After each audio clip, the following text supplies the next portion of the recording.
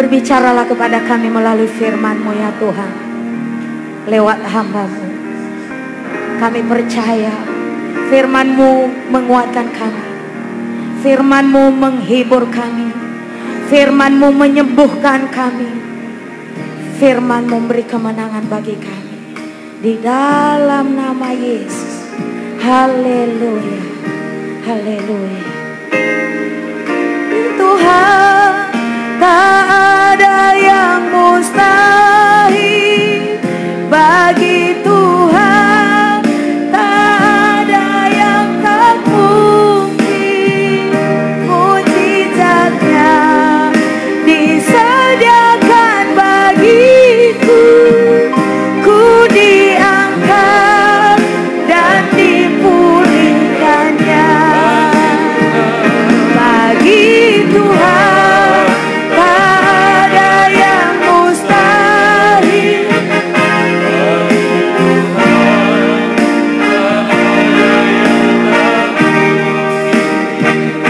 Mujizatnya disediakan bagiku, ku diangkat dan dipulihkannya. Ku diangkat dan dipulihkannya. Ku diangkat dan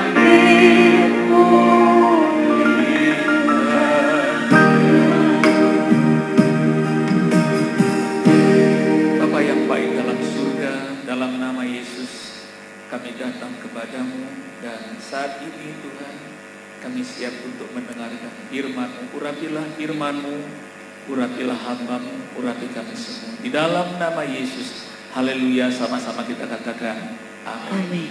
Shalom saudara-saudaraku, selamat pagi. Saya ucapkan dari tempat ini, dimanapun saudara berada, mungkin di kota ini maupun di kota-kota yang lain. Kiranya Tuhan memberkati firman Tuhan yang hari ini akan saya lanjutkan dari minggu yang lalu, saudara. Minggu yang lalu kita sudah belajar firman Tuhan dari Perjanjian Lama, bagaimana kuasa darah binatang atau domba atau kambing mampu melindungi rumah-rumah orang Israel dari tulah kemusnahan. Mari kita membuka Alkitab dari Keluaran pasal 12 ayat yang ke-6. Di sana Tuhan memerintahkan kepada Musa supaya orang Israel mengurung domba ya selama 14 hari pada bulan itu, dan harus menyembelihnya pada waktu senja. Nah, di ayat yang ke-7 dikatakan, saudaraku,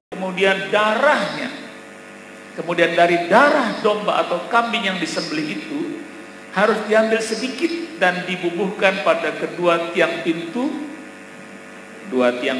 dan ambang atas pada rumah-rumah di mana orang memakan Paskah itu, daging itu. Jadi darahnya dihapus, seperti dikuas begitu dengan hisop, saudaraku, atasnya juga.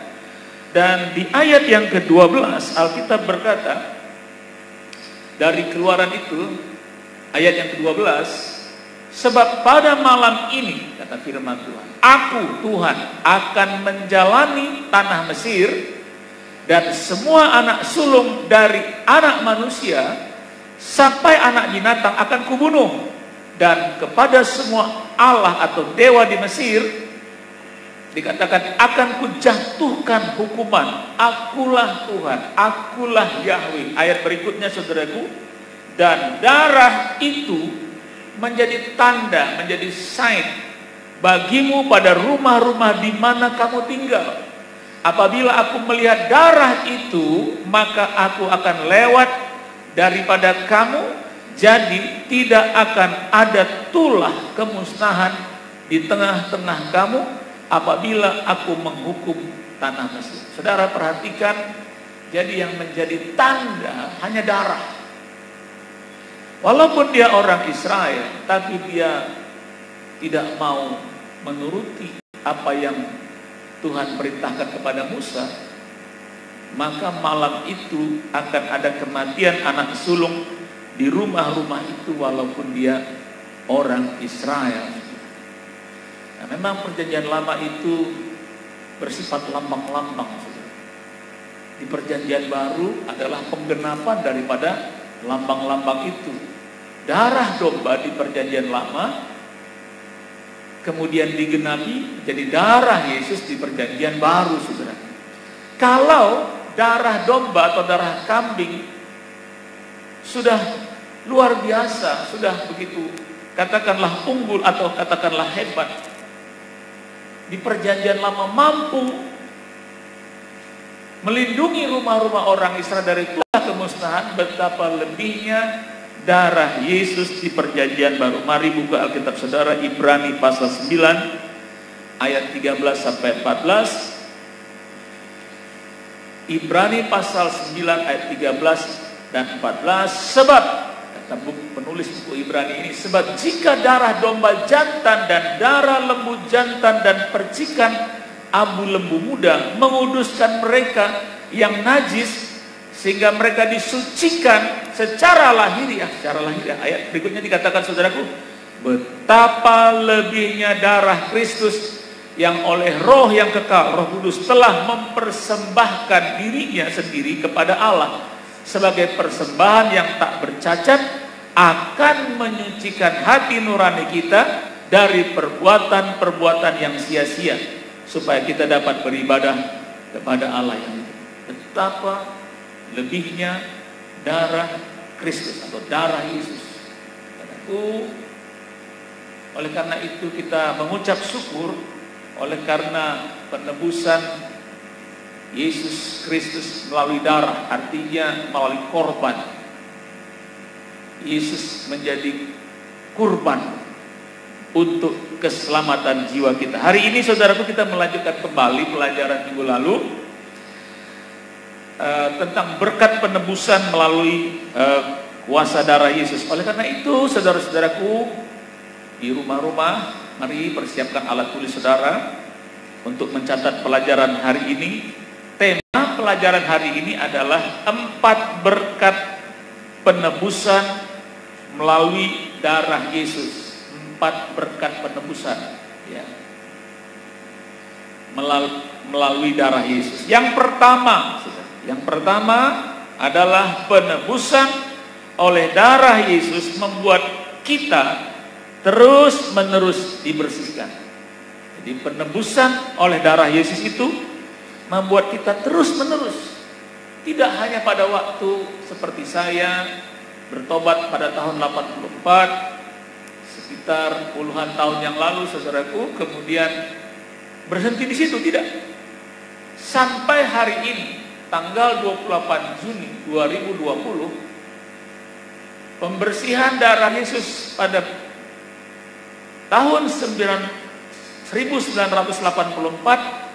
itu masih berlangsung sampai hari ini, saudara.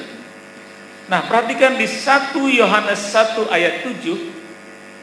1 Yohanes 1 ayat 7 Alkitab berkata, tetapi jika kita hidup di dalam terang sama seperti Dia, maksudnya Tuhan ada di dalam terang, maka kita beroleh persekutuan seorang dengan yang lain, dan darah Yesus anaknya itu menyucikan kita daripada segala dosa. Perhatikan saudaraku, dikatakan di sana kata menyucikan.